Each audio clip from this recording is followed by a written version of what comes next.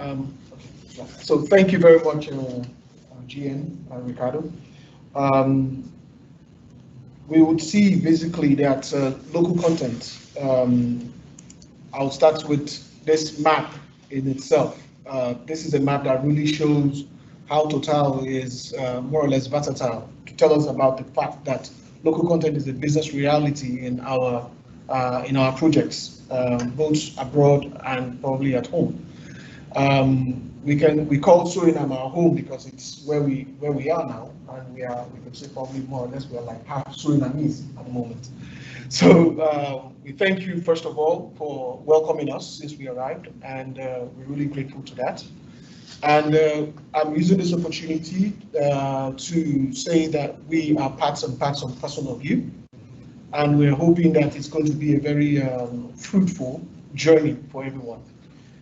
You can see basically that from this map that local content in itself permeates in every part of the world, not just only in the developing countries, but also in the developed countries.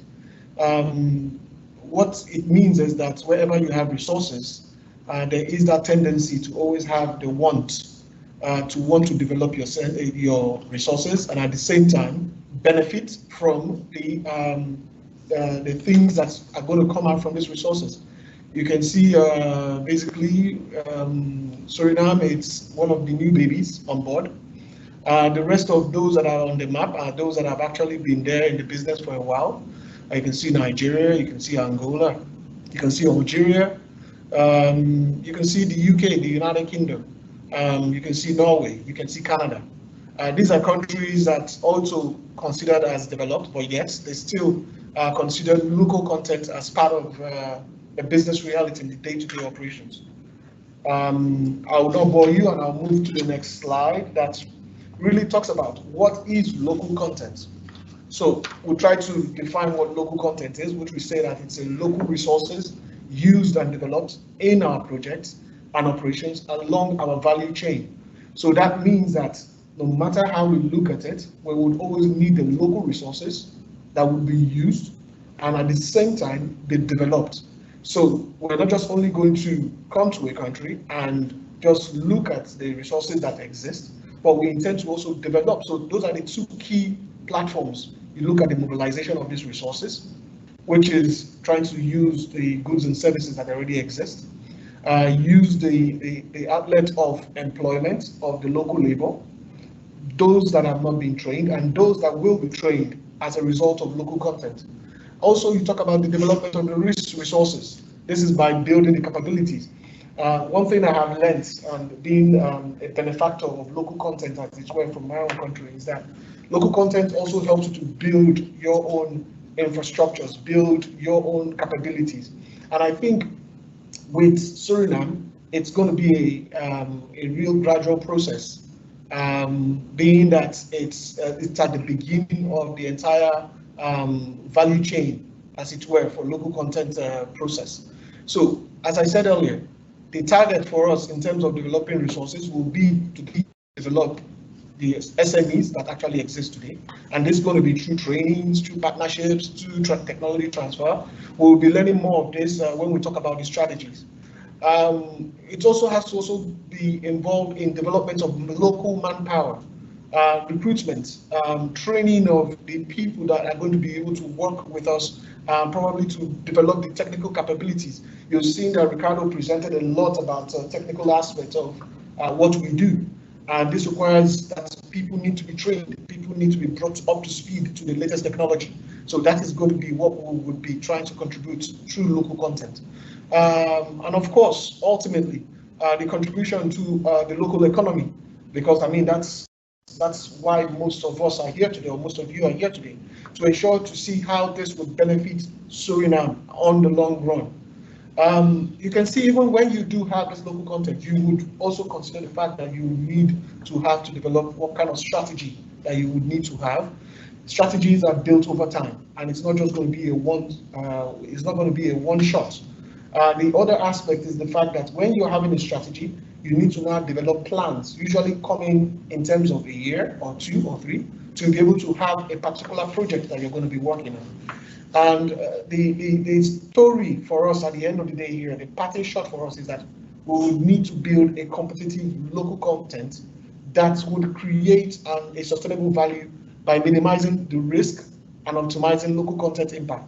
Of course, the risk that we are talking about here is in terms of operational performance, which is by avoiding the kind of cost or delays and penalties. So because that is one of the risks that you would actually encounter from the local content perspective. You would also look at the issue of license to operate. I mean, it depends on which country you're in.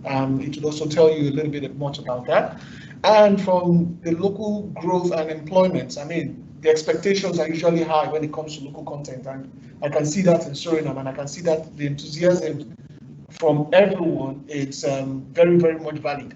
So I think we're looking for, or we're looking forward for something that will be profitable for everyone on the long run. The next slide tries to tell us a little bit, and I'll try to breeze through it as much as possible, because I know that most of us would not want to hear a lot of the stories behind it. But when we start with local content, at the point in time when we have our acquisition of exploration and all of that, the next step is to, first of all, is to go and do a little bit of studies to understand what are the gaps that actually exist. After identifying these gaps, then we will now begin to see how can we inculcate what are the loss, or rather the kind of gaps that exist from the point of view of the locals that exist, and at the same time, those that actually have these competencies, how can we inculcate them into our local content strategy? You can see from there, we now move straight into what I've explained earlier on, which is the local content strategy itself and local content plan. Then the green aspect that actually talks about what kind of contracts or what kind of contractors that we would have to execute the projects that have been put in place, starting from the time of exploration. And ultimately, which is quite important, a part of monitoring, which is very, very important for any aspect. That is the ultimate part that would actually tell us how local content is performing, whether it is failing or not. And it will actually tell us what is the impact in the general populace on where we are having our operations. This slide is quite important from the point of view of what Ricardo has been saying earlier on about where we are today. Where are we today? The fact is that we're doing an exploration and appraisal, and you will notice that for every local content, every local content life circle, the peak of the point is going to be at the time we're developing any form of project, which is at the construction stage. You can see that that time that it peaks, and at some point the local content becomes plateaued. That is probably towards the time whereby we would have maybe a plateau towards the end for the next 20 to 30 years. This gives us a good sense of direction that local content is just not a 1 year or 2 year activity, but rather the life of the entire field. So it's not going to be just that we come in and we go out. But again, we need to sound this clearly that this is dependent on what you get in terms of finds and in terms of discoveries. After we've made our discoveries, we need to be able to be sure that these discoveries are actually valuable on the long run. So I'll go to the next slide so that I don't bore you so much. And you have, for local content strategies, we know definitely as we have gotten into Suriname, we would need to probably, because as I said, their expectations are really high. Everyone wants to see what is going to be done in terms of local content. So for us in Total, we're going to try to address local content from two perspectives, which is at the earliest stage. That is, first of all, to try to strengthen your the local capabilities that we currently have existing. These local capabilities that you currently have existing will be focused more on those non-specialized goods and services. When I speak of non-specialized goods and services, I'm talking about those goods that have to do with your catering, your human resources, office supplies, and so on and so forth. So in that aspect, you're basically strengthening the goods and services providers. The second aspect, which is the development aspect, this aspect is the one that would, even though you have those non-specialized goods and services, you have some of those services as well that could probably be introduced as a pseudo kind of developed goods and services. Now, at that point, you're now thinking of how you're going to increase the capability and the capacity of some of these contractors that already exist, or those that would actually exist in the future, that are lacking those technical know-hows that would help them to develop to the stage that you want them to be. So that's why I said that we're going to focus on these two areas of strategy. And the other three, which is the joint venture strategy and the foreign investment, very direct investment strategy, and the last one, which is the international form of strategy. These are the strategies that will probably come in the future, because they are more complex to implement. These are strategies that probably would be beneficial as we move probably in 10 years down the line, as it were. But these are things that are planned, and as I said, there's going to be a formal document that will actually tell us how we intend to do this. In 2021, 2022, what is the plan? The plan for Total is that we are still performing our exploration and appraisal activities, and therefore we are going to focus more on the level 1 and level 2 strategies, which is what we mentioned earlier, as being the strengthening of your goods and services suppliers, and also the development of the capacities that actually exist at the moment.